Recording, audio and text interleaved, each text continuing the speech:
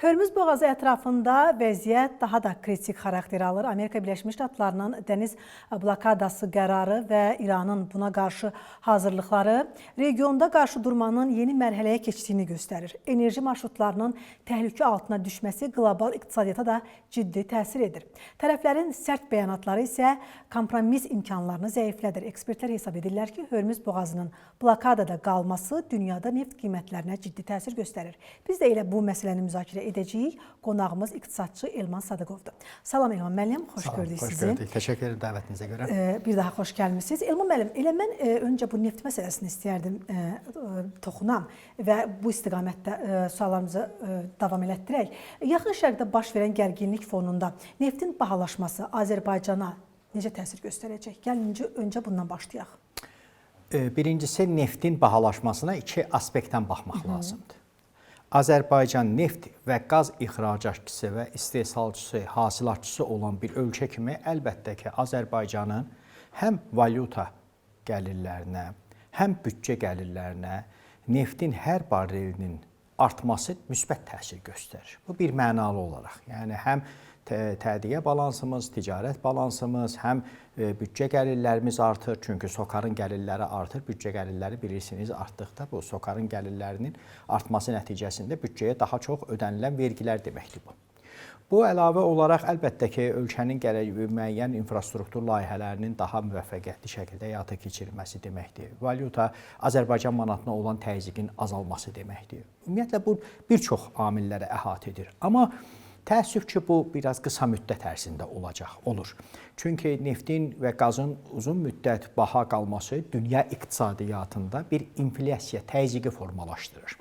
Və bu inflyasiya təzyiqi daha çox da gözlənilir ərzaq sahəsində və o cümlədən neft məhsulları, məsələn, plastiklər və s. bildiyimiz kimi neft məhsulları 250 adda birbaşa neft məhsulu var, 1000-ə qədər dolar yolla neftdən istifadə olunaraq yaradılan məhsullar var və nəticə etibarilə bu qlobal inflyasiyanı tətikləyir və qlobal inflyasiyanın tətikləməsi isə Azərbaycanda gələcəkdə idxal inflyasiyasının artmasına səbəb olur. Yəni qısa müddətdə əlbəttə bu bizim üçün müsbətdir, amma uzun müddət ərzində bu davam edərsə əlbəttə dünyada baş verən və baş verəcək qlobal inflyasiyanın təsirlərinə məruz qalaraq müəyyən dərəcədə bu gələcəkdə ölkədən daha çox kapital axını deməkdir və qiymətlərin artması deməkdir ki, nəticə etibarilə düşünürəm ki, bununla da bağlı əlbəttə ki, müvafiq tədbirlər görüləcək.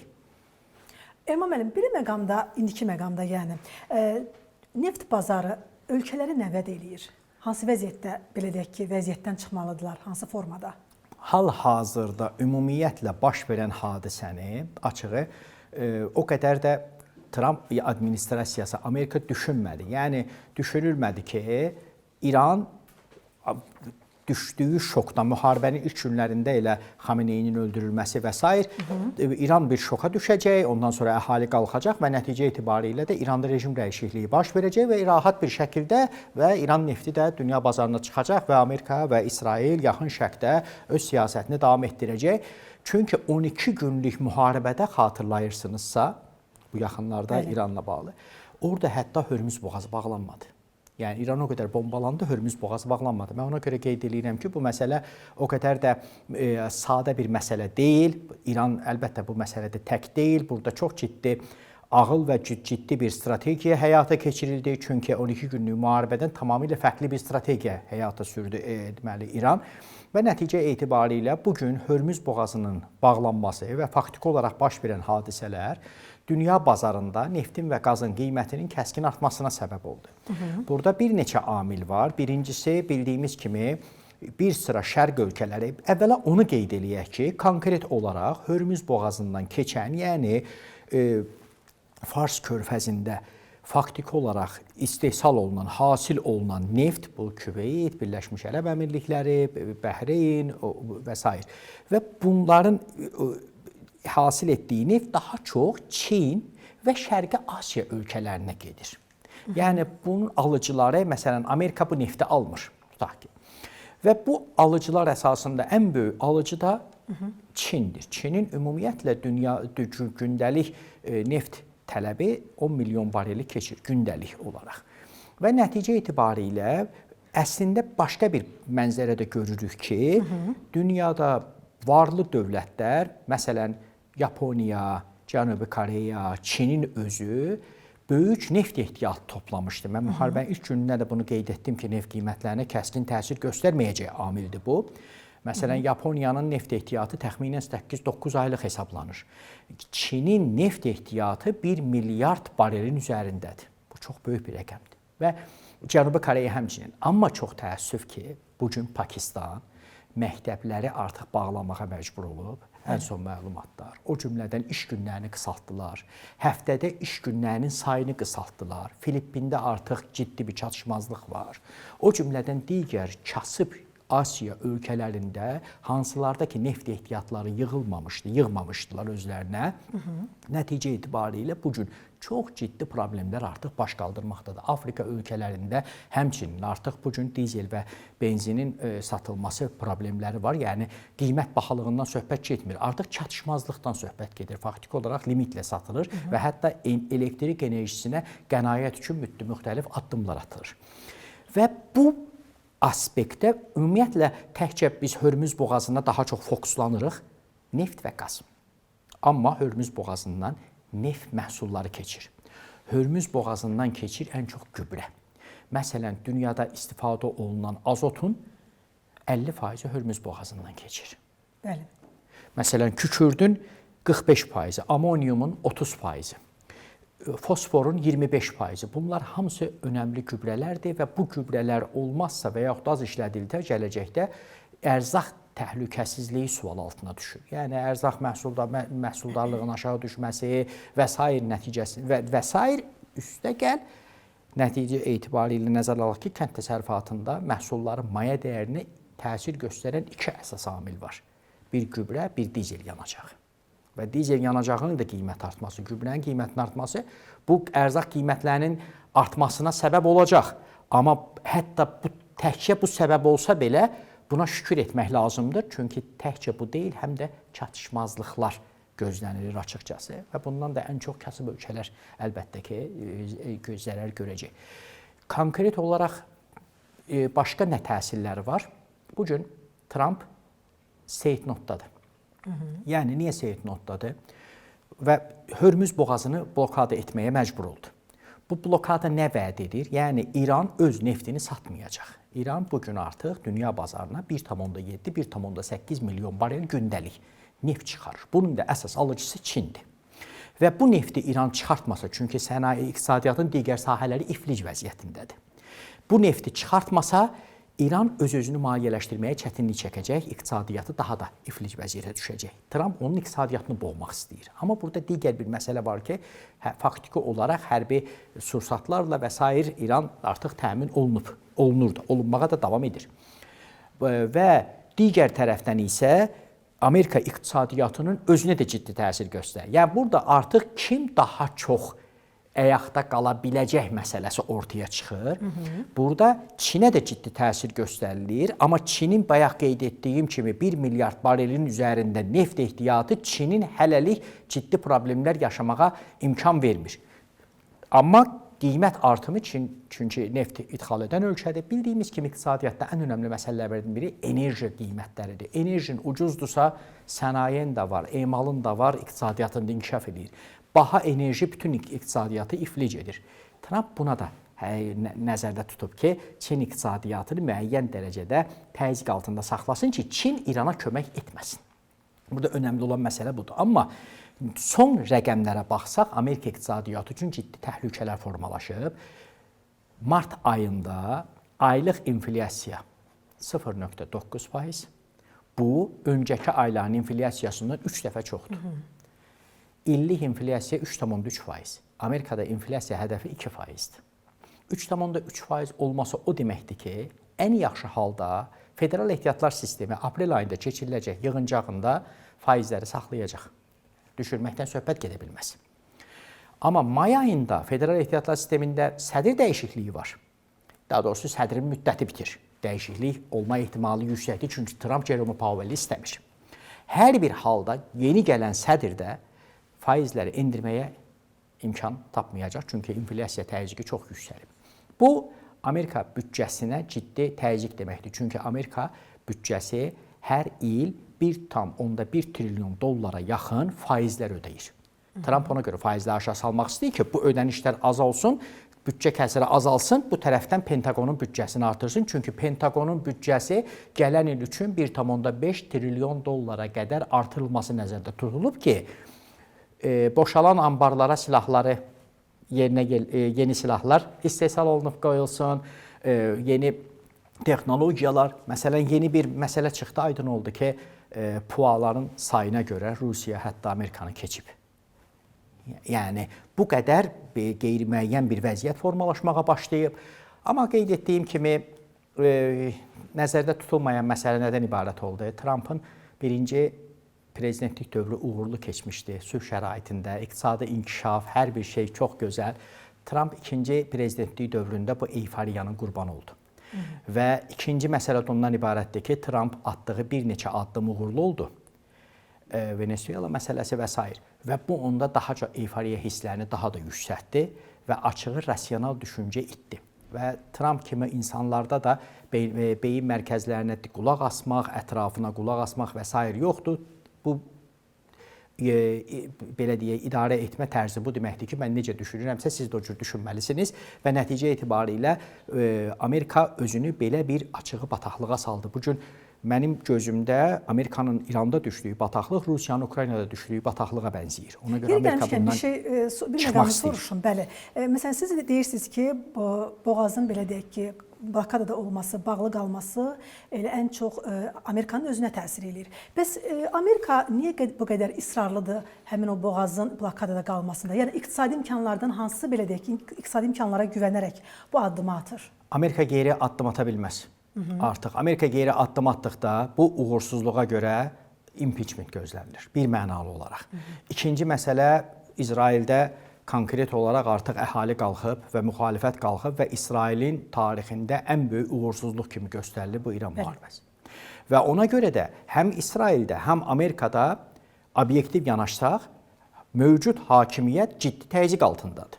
Və buradan geri çəkilmək mümkün deyil. Geri çəkildiyin anda etiraf etmiş olursan ki, İran yaxın şərqin hegemon dövlətidir. Və faktiki olaraq burada artıq istər Britaniyanın, istər Amerikanın nüfuzu altında olan neft ölkələrinin üçün ciddi təhlükələr formalaşır. Və bu ölkələrin özlərində ciddi narazılıq formalaşacaq. Yəni, buradan geri çəkilmək mümkün deyil. Və ona görə bunu bataqlıq adlandırıram. Amma digər tərəfdən, bildiyiniz kimi 1973-cü ildə Vyetnam müharibəsi bitdikdən sonra Amerika Birləşmiş Ştatları konkret olaraq War Power Resolution, yəni ki, nədir bu? Müharibə səlahiyyətləri qanunu qəbul etdi. Bu qanuna əsasən birincisi Amerika Birləşmiş Ştatlarının prezidentinin müharibə elan etmək hüququ yoxdur. Bu hüquq yalnız Konqresə məxsusdur. Amerika Birləşmiş Ştatları prezidenti yalnız və yalnız Amerikanın mənafelərinin və ərazisinin müdafiəsi üçün maksimum 60 günə qədər müəyyən, məhdud hərbi əməliyyatlar apara bilər. Bunu yalnız və yalnız pozan bir nəfər olub Obama 7 aylıq Liviyanın bombardımanı zamanı 7 ay ərzində bombardıman etdi. Orada bu qanunu pozdu. Amma orada da qeyd etdi ki, mən müharibə aparmamışam, sadəcə olaraq bombardıman etmişəm. Bunu əsaslandırdı. Trumpın 60 günü bitdiyi üçün bitməyə qalmış. Ona görə bu müharibəni 3-5 həftə ərzində bitirməyi nəzərdə tutmuşdular. Trump məcburən müharibəni artıq saxlamalı idi. Ya özü qeyd etdiyi kimi bir sivilizasiya məhv olmalı idi ki, bunu da mümkün deyil. Çünki 95 milyonluq bir İran Qəzza bölgəsi deyil, bələcə kiçik 326 kvadrat kilometrlik bir sahə deyil ki, oranı bombalayasan. Ya nüvə silahının tətbiqi o da mümkün deyil. Çünki bölgədə digər neft ölkələri var, İsrail var və s. Yəni elə bir vəziyyət hal-hazırda formalaşıb ki, artıq Trump bu vəziyyətdən çıxmaqda açığı çox çətinlik çəkir. Ona görə də çox ziddiyyətli və belə deyək, aqressiv bəyanatlar verir. Yəni bu psixoloji vəziyyət başa düşüləndir. Digər tərəfdən isə Trump bu müharibəyə bütün belə deyək, müttəfiqlərini itirərək daxil oldu. İstər Yaponiya, ən başda Britaniya, Avropa və heç bir NATO dövləti istisnasız olaraq müharibəyə qoşulmadı. Hətta müraciətə baxmayaraq. Heç bir NATO dövləti. Yəni bu qədər bir fikir birliyi oldu Amerikaya qarşı. Bu Amerika tarixində bir ilkdir. Və siz təsəvvür edin ki, hal-hazırda elə proseslər baş verir ki, məsələn, Amerika dünya tarixində belə bir hadisə olmayıb ki, Amerika prezidenti və Rusiya prezidenti bir dövlət rəhbərini dəstəkləsinlər, həmin dövlət rəhbəri hakimiyyətdən geçsin. Macarıstan. Belə bir şey olmayıb. Yəni, hal-hazırda o qədər əslində pərdə arxasından dərin proseslər gedir ki, yəni bizim gördüyümüz sadəcə olaraq pərdənin üst tərəfidir və medianın bizə nəyi, necə bilməyimizi şəklində təbliğ etdiyi məsələlərdə əslində məsələlər elə deyil. Məsələnin lap dərində əslində nə durur bugün? Artıq bugün petrodollar sistemi ilə bağlı məsələlər müzakirə olunur. Neftin yuvana satılması məsələsində Amerika çox kəskin bir əks mövqe ortaya qoyur, təbiidir və bununla da bağlı artıq bir də ikinci məsələ Amerika Birləşmiş Ştatları dünyada bütün əsas boğazları və marşrut yollarını ələ keçirir. Və bu bir tərəfli olaraq bu ələ keçirməni əlbəttə ki, Britaniya, Avropa həzm edə bilməz və bunu qoymaz. Çünki bunun ələ keçirilməsi artıq gələcəkdə Britaniyanın və Avropanın özünün də Amerikadan ciddi bir şəkildə asılı olması deməkdir. Yəni bu ticarət deməli marşrutlarının bir mənada müstəqilliyinin itirilməsi deməkdir. Buna da razı olmurlar və ona görə də artıq çox ciddi bir şəkildə mənafelər toqquşması var. Və hal-hazırda belə blokadaya kömək məqsədi ilə ki, Amerika gəmilərinə orada kömək etmək üçün müraciət olunub Britaniya və Avropaya, onlar bundan da imtina edə bilər. Baxmayaraq ki, bugün Avropada və Britaniyada hazırda bir neçə günlük təyyarə yanacağı qalıb ehtiyatlar. Çünki təyyarə yanacağı nə üçün az qalıb? Ona görə ki, təyyarə yanacağını uzun müddət saxlamaq olmur. Həm də təyyarə yanacağı emal olunmalıdır, sonra sizdə stoklarda, ambarlarda qalmalıdır. Ona görə də bunu əvvəl almaq lazımdır, onu emal etmək lazımdır, sonra onu ambarlara yığmaq lazımdır. Ona uzun istifadəsi isə uzun müddət deyil, çünki qaldıq ki, keyfiyyətində müəyyən problemlər var, o da çox həssas bir yanacaqdır. Amma xam neft 8-9 ay, 10 ay siz yığıb saxlaya bilərsiniz. Və nəticə etibarilə gördüyümüz kimi artıq təyyarə yanacağı məsələlərində problemlər var. Amerika Birləşmiş Ştatlarında təyyarə yanacağının qiymətləri artdı. Artıq bu gün orada uçuşlarda müəyyən problemlər formalaşmağa başlayıb, dünya iqtisadiyyatında müəyyən problemlər formalaşmağa başlayıb. Amma məsələ o qədər sadə deyil. Tutaq ki, ən yaxşı halda biz götürək, sistem dəyişdi, petrodollar sistemi, neft satıldı yuvana və s. Bu sistem dəyişərsə dünya bu sistemin altında qalır. Çünki bu mümkün deyil. Çünki siz təsəvvür edin ki, bondlar dünyada hal-hazırda yığılmış borclar, ümumilikdə bütün borclar, korporativ, dövlətlərarası və s. 360 trilyon dolları keçib. Bu, qlobal ümumdaxili məhsulunun 3,6% deməkdir təxminən. Yəni, siz təsəvvür edin, bunlar hamısı dollarla da demək olar ki. Bunların 90% dollarlandır. Bu sistem dağılarsa nə baş verər? Hamı əziyyət çəkər. Ona görə həm sistemi qorumaq lazımdır, həm mövcud vəziyyətdən çıxmaq lazımdır, həm də İran tək deyil. İran bir dövlət deyil artıq.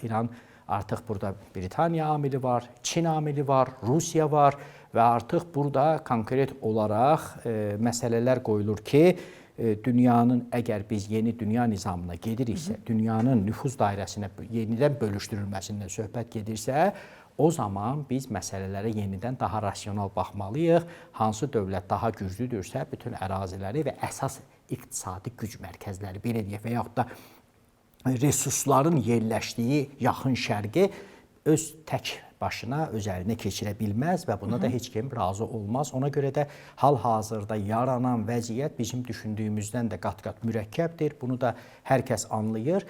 Bir də neftin və qazın qiymətləri burada iki əsas verilən var. Yəni verilən nədir? Data analitikada, belə deyək, datalarda da veriləndir. Və bunların birincisi zamandır. Nə qədər müddət davam edəcək? İkinci əsas data isə, verilən isə hal-hazırda infrastrukturlara nə qədər zərər vurulub. Çünki heç kim bilmir İrana nə qədər zərər dəyib, heç kim bilmir ki, Səudiyyədə və yaxud da Omanda nə qədər zərər var. Yeganə burada oksigen balonu deməli, təsiri göstərən amil şərq-qərb deməli, boru xəttidir. Bu, Hörmüz boğazından başlayır, Qırmızı dənizdə bitir. 1201 kilometrdir uzunluğu. Səudiyyə Ərəbistanı çəkib gündəlik 7 milyon barel imkanı var. Yəni 7 milyon barel faktiki olaraq oradan neft gedir. Ona görə də neft məsələsində nəzərə də alaq ki, ehtiyatlar çoxdur. Neft məsələsində bazarda o qədər böyük gərginlik yoxdur. O qədər yoxdur. Biz daha çox neftdən danışırıq, amma neftdən daha çox gərginlik qazda var. Neftdən daha çox gərginlik gübrə ilə bağlı ciddi problemlər var. Çünki gübrənin bugün bu baş verən hadisələrin biz təsirini indi deyil, birazdan görəcəyik. Çünki bunun gecikmə effekti bir neçə ay çəkəcək. Aydındır. Elham müəllim, son olaraq bir məsələdən soruşmaq istəyirəm. Ümumiyyətlə, indiki məqamda hansı ölkələr enerji strategiyasını dəyişə bilər? Ümumiyyətlə, hadisələr göstərdi ki, dünyanın enerji təhlükəsizliyi heç də göründüyü kimi yəni sadə deyil və yaxud da ki, təhlükəsiz deyil. Yəni qarantiya altına alınmayıb. Və ona görə də mən gözləyirəm, ümumiyyətlə dünyanın enerji xəritəsinə yenidən baxılacaq. Və hal-hazırda Hörmüz boğazı ilə bağlı məsələlər gedir ki, açığı, real deyək, ya İran bir dövlət kimi məhv olmalıdır. Orada o Hörmüz boğazı ətrafında olan hissə olmalıdır. Başqa bir dövlətlərin nüfuz dairəsində ki, Hörmüz boğazı ilə bağlı gələcəkdə risk olmasın. Bu ehtimal aşağıdır hazırda. İkinci əsas məsələ odur ki, Hörmüz boğazından çıxan, yəni keçən neft ki var, onun dünya bazarına alternativ marşrutlarla çıxarılması. Amma bu necə olacaq? Tutaq ki, neft çıxarıldı, qaz nə olacaq? Tutaq ki, qaz çıxarıldı, gübrəni boruya tökmək olmur da, gübrə mütləq və mütləq tankerlərlə getməlidir. Və yaxud da neft məhsulları nə olacaq? Yəni, bir boru xətti çəkib təkcə nefti axıtmaqla deyil. Burada əsas məsələ həm də neft məhsulları var, həm də gübrə var və s. Ona görə yenidən bu məsələlərə baxılacaq. Hə, Azərbaycanın mövqeyini deyirsinizsə, əlbəttə ki, burada tam olaraq qeyd etdiyim kimi, mən şəxsən ciddi müəyyən proseslər gözləyirəm və bu proseslər gözləniləndir dünyada və o cümlədən də bir sıra ölkələrlə bağlı və ona görə də birinci növbədə hər bir ölkə öz iqtisadiyyatını ciddi bir şəkildə düşünməlidir. Amma Azərbaycanın strategiyasına gəlincə bizim üstünlüyümüz nədən ibarətdir? Neftimiz var, qazımız var. İxrac edirik, Avropanın enerji təhlükəsizliyində rol oynayırıq və əlavə olaraq alternativ enerji hal-hazırda yenidən gündəmə gəlir. Həm neft və qaz qiymətləri yüksək olduqda alternativ enerjiyə investisiya artır. Neft və qaz qiymətlərinin aşağı olması alternativ enerjiyə marağı azaldır. Trump əslində bunu hesablamışdı, ona görə iqlim dəyişikliyini və s. qəbul etmirdi. Bu mənada alternativ enerjiyə yenidən maraq artıb və başa düşülür ki, bu diversifikasiya üçün mütləq vacibdir. Azərbaycan da alternativ enerjini bunu dəfələrlə demişik, həm istehsalçısı, böyük potensial var, həm istehsalçısıdır, həm ixracatçısına çevrilə bilər, həm tranzit ölkə kimi Orta Asiyadan olan enerjini Avropa İttifaqına, Avropa ölkələrinə göndərə bilər. Yəni Azərbaycanın rolu artır, həm orta dəhlizin bir əsas ölkəsi kimi, həm enerji məsələlərində və digər məsələlərində əlbəttə rolumuz artır, amma burada ən önəmli məsələlərdən də biridir ki, rolumuz artdıqca da sözün açığı bizə qarşı təzyiqlər çoxalır, təəssüf. Çünki siz nə qədər önəmli bir ölkəyə çevrilirsinizsə, hər bir böyük ölkə də sizi öz nüfuz dairəsinə almağa çalışır, təzyiq göstərməyə çalışır ki, sizin vasitənizlə müəyyən, necə deyərlər, başqa ölkələrə də qarşı öz siyasətini yürüdə bilsin. Ona görə bu məsələdə mən düşünürəm ki, biz əlbəttə həm siyasi məsələlər, həm iqtisadi məsələlər, həm bu məsələlərin çox ciddi mürəkkəb olması dünyada hal-hazırda əgər kimsə desə ki, mən bu hadisələrin necə bitəcəyini bilirəm, bu hadisələr hara doğru gedir, o qeyri-səmimi olar. Çünki hazırda elə bir mürəkkəb vəziyyət yaranıb ki, açığını deyim, artıq bəzi hallarda səsləndirirlər ki, ola bilər ki, Trump'ın impeachmenti və yaxud da ki, müəyyən dəyişikliklərdən sonra bu məsələdə müəyyən o düyünlər açıla bilər. Yəni, məsələlər artıq o istiqamətə doğru getməkdədir. Ona görə düşünürəm, Azərbaycan olaraq biz özümüzün iqtisadiyyatımızın gücləndirilməsi, neftdən, qazdan gələn gəlirin qeyri-neft sektoruna köçürülməsi, yəni transfer olunması, onun inkişafına töhfə verməsi və nəticə etibarilə bir də əlbəttə ki, o siyasətimizdə yenə də balansın qorunması. Çünki hal-hazırda bir aydan sonra, 2 aydan sonra hansı dövlətin dünya siyasi xəritəsində hansı vəziyyətdə olacağı hələlik sual altındadır. Təbii ki. Çox sağ olun, təşəkkür edirəm fikirləriniz üçün. Qeyd edim ki, Hörmüz boğazının blokadaya alınması fonunda dünyada neft qiymətlərində yaranan ciddi təsirlərdən danışdıq. Qonağımız iqtisadçı Elman Sadıqov idi.